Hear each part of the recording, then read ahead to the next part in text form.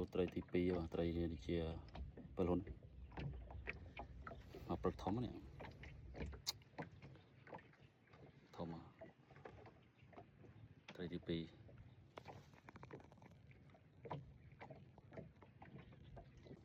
បឡង ខាងនោះបាន3ហើយខាងនោះ ស៊ីបឡងបានសម្រាប់ ខាងនោះបាន3ហើយខាងនោះ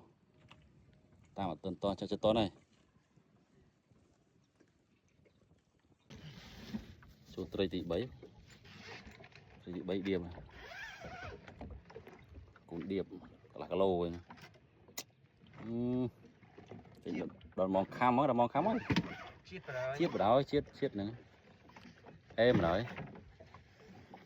នេះពេញពួយ